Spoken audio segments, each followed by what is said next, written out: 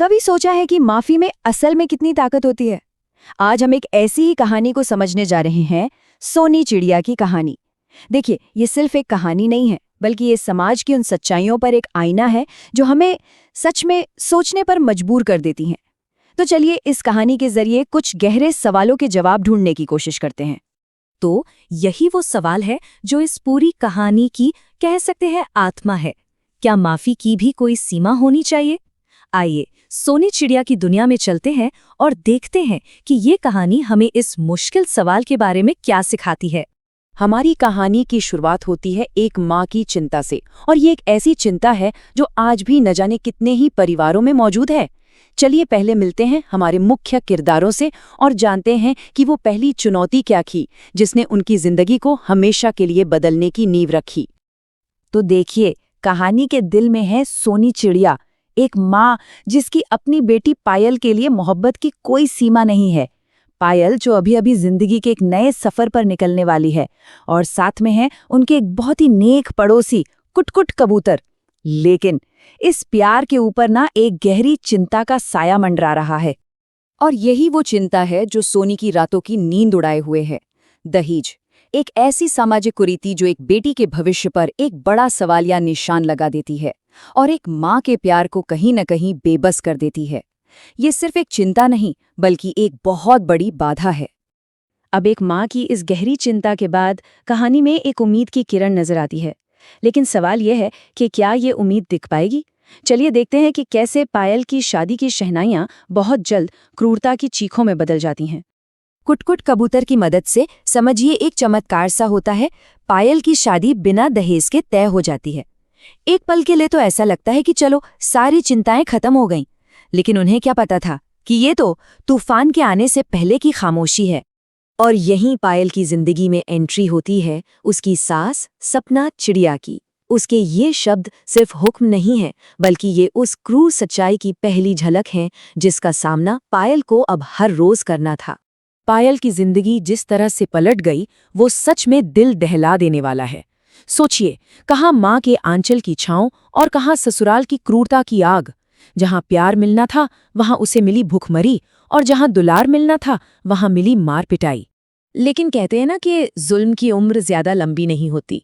अब कहानी उस मोड़ कर पहुंचती है जहाँ चुप्पी टूटती है और न्याय के लिए एक आवाज उठती है। देखते हैं कि पायल की इस पीड़ा का अंत आखिर कैसे होता है। एक माँ, वो अपनी बेटी की आंखों में छिपा हुआ दर्द पढ़ ही लेती है। जब सोनी अपनी बेटी पायल से मिलती है तो उसे कुछ कहने की जरूरत ही नहीं पड़ती। पायल के आंसुओं ने वो सारी कहानी खुद ब खुद बयां कर दी जिसे वो अपनी जबान से शायद कभी नहीं कह पाती। और फिर न्याय का पहिया घूमने लगता है। सोनी की एक शिकायत से शुरू हुआ ये सफर कुटकुट के साहस से आगे बढ़ा और सीधा जंगल के राजा के दरबार तक जा पहुंचा। ये दिखाता है कि जब कोई भी समाज एक साथ खड़ा होता है तो अन्याय को घुटने टेकने ही पड़ते हैं। न्याय तो मिल गया, लेकिन क्या कहानी यहीं खत्म हो जाती है? नहीं। अब हम कहानी के सबसे मुश्किल और शायद सबसे अहम हिस्से में पहुंचते हैं, जहां जुल्म सहने वाले को ये तय करना है कि जुल्म करने वाले के साथ क्या किया जाए। ये क्षमा की शक्ति का असली इम्तिहान है। और यही कहानी एक ऐसा मोड़ लेती है जिसकी किसी ने भी उम्मीद नहीं की थी। जिन लोगों ने उसे इतना दर्द दिया, उन्हें सलाखों के पीछे रोता देखकर पायल के दिल में नफरत नहीं, बल्कि कुछ और ही जागा। उसने एक ऐसा कदम उठाया जो सबको हैरान करने वाला था। ये पायल का अनुरोध था। सुनने में बहुत सरल, लेकिन अपने आप में बहुत गहरा। ये शब्द उसकी अपार करुणा और माफ कर देने की उस अकल्पनीय शक्ति को दिखाते हैं। सोचिए, इतना कुछ सहने के बाद भी उसने बदला नहीं, बल्कि क्षमा का रास्ता चुना। पायल की माफी एक चिंगारी की तरह काम करती है। ये न सिर्फ उसकी सास के पत्थर दिल को पिघला देती है, बल्कि राजा को भी उसकी इस महानता के सामने झुकने पर मजबूर कर देती है। ये पल दिखाता है कि असल में क्षमा में बदलाव लाने की कितनी ताकत होती है। तो इस पूरी कहानी के पन्ने पलटने के बाद हमें क्या संदेश मिलते हैं? आइए अब उन मुख्य सबकों पर एक नजर डालते हैं जो सोनी चिड़िया की ये कथा हम सबको सिखाती है।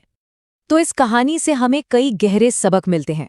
पहला, ये हमें दिखाती है कि कैसे दहेज जैसी प्रथाएं जिंदगियों में जहर घोल सकती हैं।